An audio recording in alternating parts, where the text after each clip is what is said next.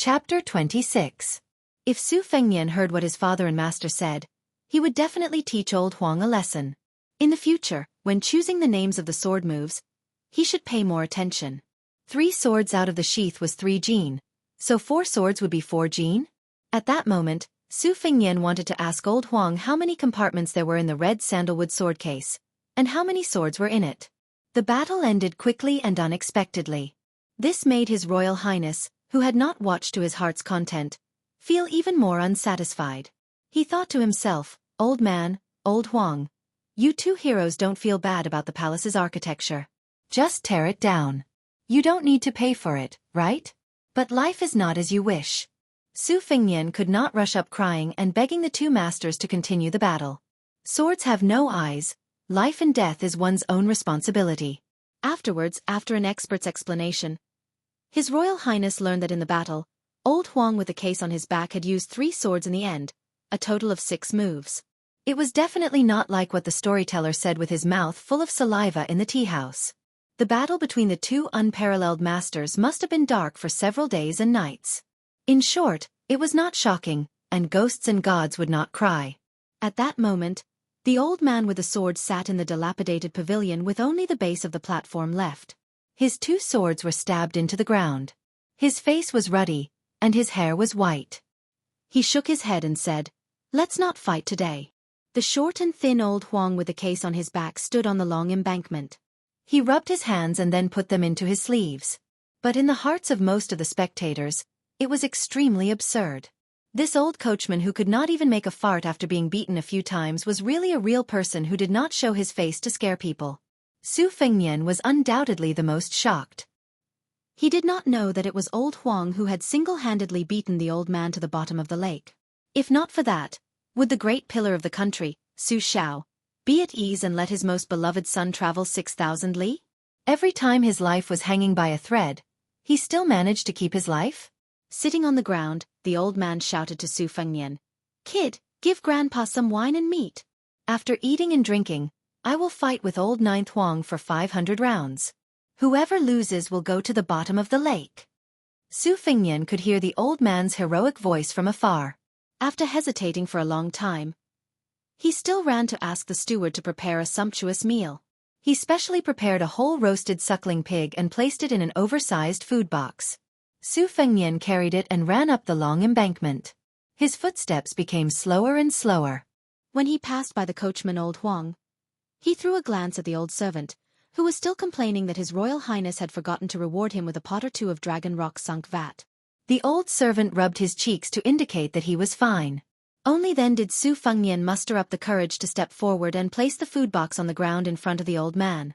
Just now, the steward didn't forget to give His Royal Highness a few crispy cucumbers. The old man didn't stand on ceremony.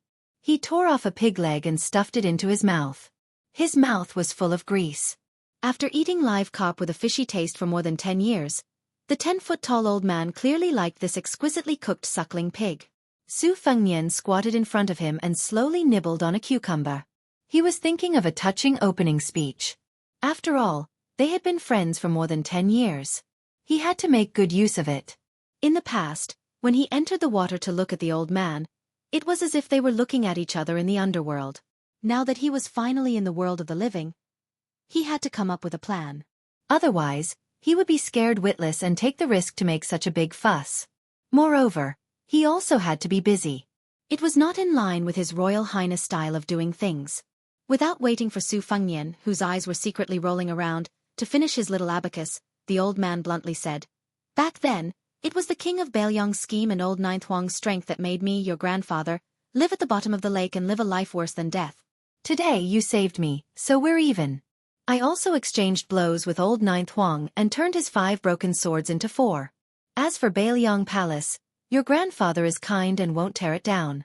Kid, don't expect your grandfather to repay your favor."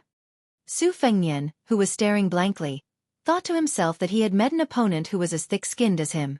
He carefully asked, "Old grandpa, there's wine and meat in the mansion, and old Huang will fight with you.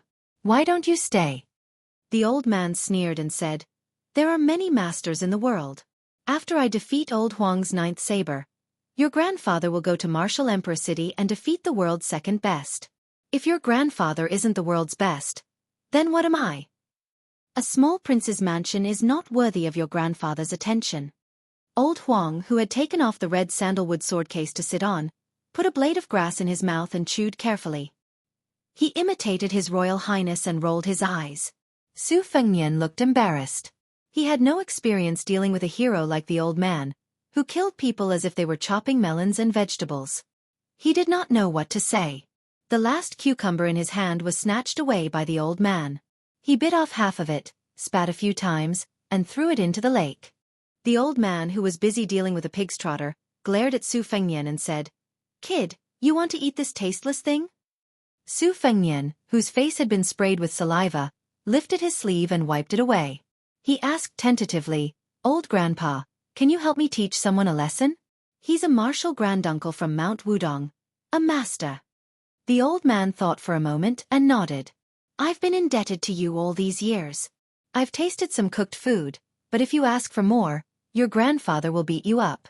But if you want to fight and kill, your grandfather is willing. Wait until I defeat old Ninth Huang. Then I'll leave immediately." Old Huang did not give him any face and slanted his mouth. He held the stalk of grass in his mouth and his old face was full of ridicule. The old man angrily shouted, "Old Ninth Huang, you don't accept it? If you don't accept it, let's fight again." Old Huang simply turned his body around and turned his back to the old man, out of sight, out of mind. Su Fengnian, who was covering his ears, felt a headache. If the old man had not promised to go to Mount Wudong to teach that bastard Taoist priest a lesson, he would have let old Huang beat this untactful old man to the bottom of the lake. In this lifetime, other than those servants who jumped into the lake to commit suicide, there would be no hope of seeing another living person again. Su Fengnian softly exclaimed in surprise. Since old Huang's skills were so valiant, why did he choose to go to Mount Wudong with the sword case on his back? Wouldn't it be easier to just bring old Huang, who was carrying the sword case, to Mount Wudong? Why did he have to look at the old man's face and listen to his roar? Su Fengnian weighed the pros and cons. His face was gloomy and uncertain. The old man's appearance was boorish, but his mind was as meticulous as hair. The whole suckling pig, including the meat and bones, entered his stomach. He patted his stomach in satisfaction and said with a hee-hee, "Child, as soon as I saw your eyes turn, Grandpa knew that you were thinking of something." "What? You want old Ninth Huang to throw me back to the bottom of the lake? To tell you the truth, it's easier to invite Buddha than to send Buddha away. If I hadn't fallen into Li Yuanying's evil scheme, even if I didn't defeat old Ninth Huang, Grandpa would still be able to come and go as I please." At the bottom of the lake, there were 4 iron balls weighing 4,000 catties. 2 of the twin sabers were poured into the balls, and that was how Grandpa was trapped. Now that I have the twin sabers in my hands, the world is mine. "Waha, child, aren't you afraid?" His Royal Highness, who was being roared and spat again, squeezed out a smile and muttered, "How could I?" Fengnian's admiration for old Grandpa is like the great river flowing east, like the stars in the plains. The old man said with a smile that was not a smile, "Child, you're different from that butcher Su, you're more to my liking. Arrange a comfortable room for Grandpa, and prepare a table full of wine and meat." Su Fengnian stood up and said, "This is a small matter.